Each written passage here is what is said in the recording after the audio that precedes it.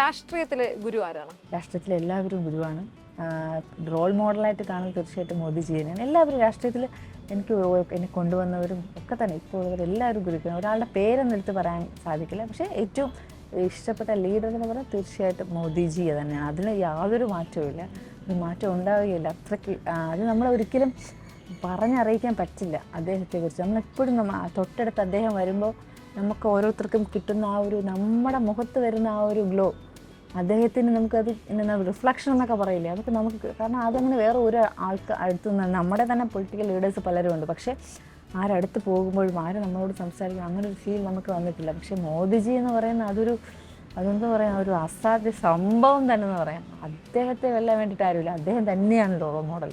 മോദി വന്ന സമയത്ത് ഈ പറഞ്ഞതുപോലെ 45 ദിവസത്തിനകം, അതായത് തിരുവനന്തപുരം കോർപ്പറേഷൻ പിടിച്ചു കഴിഞ്ഞാൽ 45 ദിവസത്തിനകം മോദി വരും എന്ന് പറഞ്ഞു. മോദി വന്നു. ആ ഒരു വേദിയിൽ ആശ അനുഗ്രഹമാകുമ്പോൾ മോദി തിരിച്ച് കാലിൽ വണങ്ങി.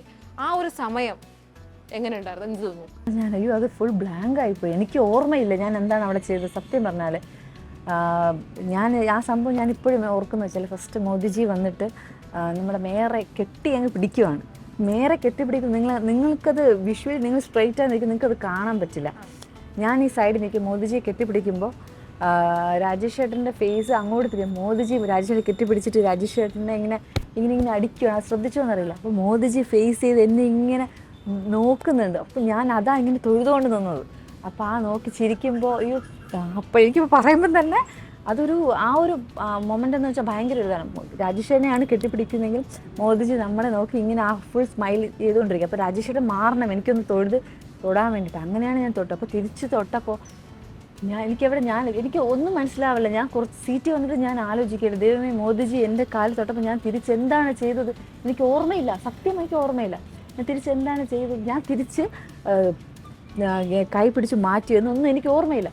ഞാൻ തിരിച്ച് മൊബൈലിൽ വീഡിയോ കണ്ടപ്പോൾ ഞാൻ എന്തായാലും ഞാൻ കൈ തൊട്ടയാളെ മാറ്റി എന്ന രീതി എനിക്ക് ഓർമ്മ വന്നു. പക്ഷെ നമ്മൾ ആ സമയം ഫുൾ ബ്ലാങ്ക് ആയിപ്പോയി.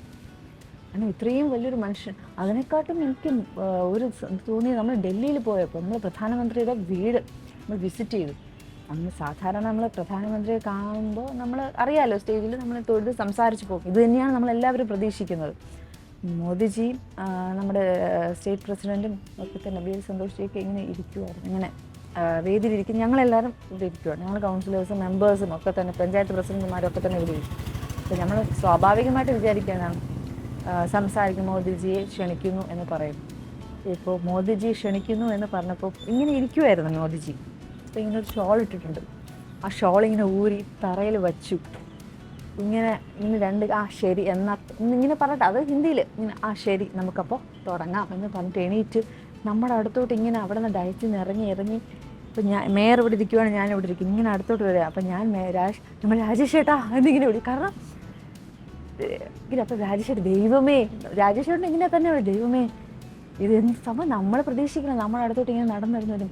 എന്നിട്ട് നമ്മുടെ അടുത്തോട്ട് ഇങ്ങനെ നടന്നിരുന്നു ഓരോ ആൾക്കാർ ഇത്രയും കൗൺസിലേഴ്സൊക്കെ നമ്മുടെ അടുത്തോട്ട് ഇങ്ങനെ ഒരു ഫസ്റ്റ് നമ്മൾ ഒരു സാറ് ക്ലാസ് എടുക്കുന്നത് എങ്ങനെ അതുപോലെ നമ്മുടെ അടുത്തോട്ട് ഇങ്ങനെ വന്നു.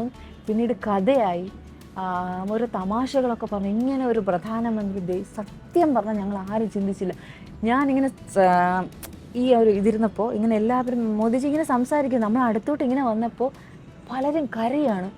ഞാൻ വിചാരിച്ചു ഞാൻ മാത്രമായിരിക്കും. നോക്കിയപ്പോഴത്തേക്കും എല്ലാം ഈ പഞ്ചായത്ത് പ്രസിഡന്റുമാരായിട്ടുള്ള പുരുഷന്മാരടക്കം അടുത്ത് വന്ന് കാരണം ഇത്രയും വലിയൊരു മനുഷ്യനാണ്. നമ്മുടെ അടുത്തോട്ട് ഇറങ്ങി വന്ന് ഓരോരുത്തരത്തോടും സംസാരിക്കുകയാണ്, കഥ പറയുകയാണ്.